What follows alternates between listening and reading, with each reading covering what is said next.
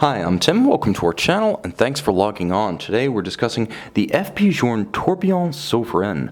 The Tourbillon Souverain, 40mm in platinum with filigree-style tourbillon cage remontoir d'égalité and deadbeat seconds, can be seen and purchased on our website. Subscribe to our YouTube channel if you enjoy these videos, and please click on the card in the upper right hand corner of the screen at any time during this video to see our full sales listing for this watch with additional accessories included in the sale, high resolution images for your desktop, and naturally complete pricing details for this handsome combination of complication from FP Journe. Now on my wrist, 6 1/3 inches, 16 centimeters in circumference, the watch is a little bit larger in diameter than advertised. I find that because FP Journe features this overlapping sort of combination of case back and bezel. The watch is 40mm if you measure the case band from side to side, but if you actually measure that slight outcropping of metal, the watches almost always come out about 0.5mm larger than rated, which means they look a little bit bigger on the wrist, but they have a little bit more wrist presence for it. Now in terms of thickness, it's an easy watch to wear underneath any kind of a dress cuff or a tight sleeve, 10.2mm thick, but with roughly 1/3 of the height of the watch tied up in some combination of domed bezel and domed sapphire. It's an easy one to slip underneath a dress cuff. You'll also note that from lug to lug, the watch is fairly compact, 48.2mm. Again, easy watch to wear. This is a friendly 40, not an oversized 40.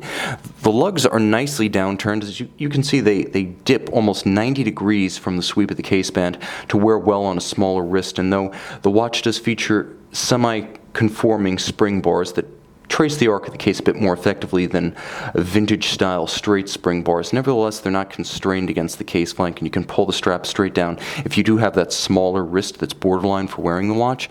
In my estimation, you could wear this watch on a wrist as small as 13.5 centimeters in circumference with security. Now, the other thing I'll mention is that it's hefty. With a rose gold movement and a full platinum case, it takes you by surprise. It's got a lot of substance to it, the feel of tangible quality. It just exudes luxury. And the strap is a small scale, medium brown alligator leather with a small scale alligator leather to match on the back. This makes it a more robust, longer lasting strap than you get when you have the tandem of gator and then calfskin on the underside. Now you can see spring bars with pull tabs, allowing easy changing of straps, or if you simply want to remove the straps for close cleaning of the case, this is a user-friendly system. Finally, a handsome, high-polished pin buckle for easy on-the-fly adjustments, a perfect counterpoint to the platinum case. Believe it or not, not all companies today give you platinum to platinum, buckle to case. This is something of a rarity these days. Now, the case is all of high polish, but slim in profile. It doesn't seem bombastic or overwrought. High polish seems appropriate on this case. Now, the dial is spread out broadly, white gold base. You can see the separate bezels for the time, sub-seconds, as well as the tourbillon.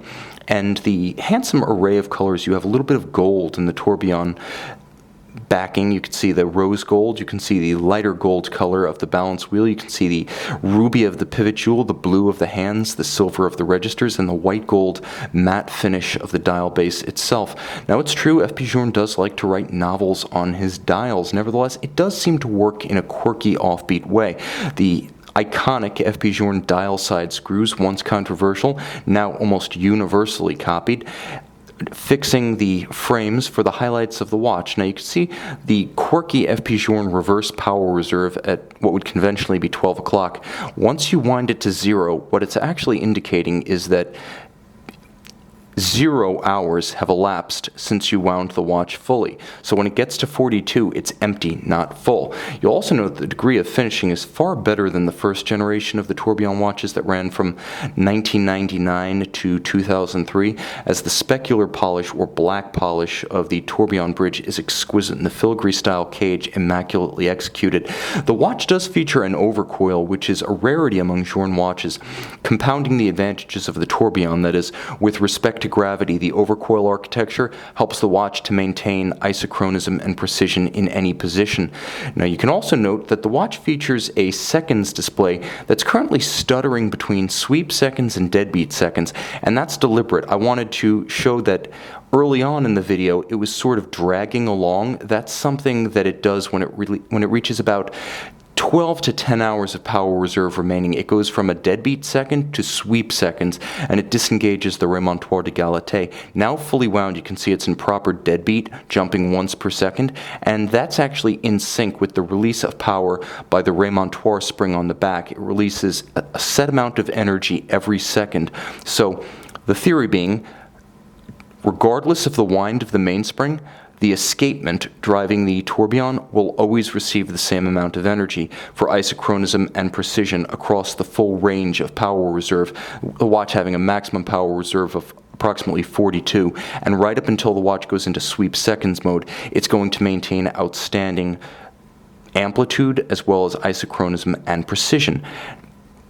The caliber on the case back, 1403, entirely 18-karat rose gold bridges and plates, with the only exceptions being a couple of levers, wheels, and substructures.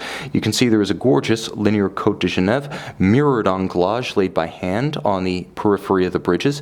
You'll also note the black polish of the structure, featuring both the cock for the remontoir's jumping seconds functionality as well as the interaction with the remontoir spring itself. So the black polish providing a little bit of tonal contrast as well as contrast with the graining or the satin finish on the crown wheel and the ratchet wheel. Let me just get that back into focus.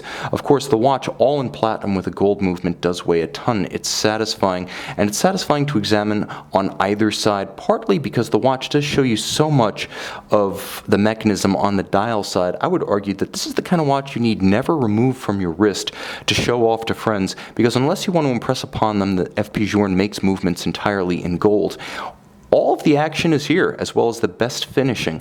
Now, it's important to note some differences between this and the first generation tourbillon that was made from 1999 to 2003. That watch featured a vertical sweep to the power reserve.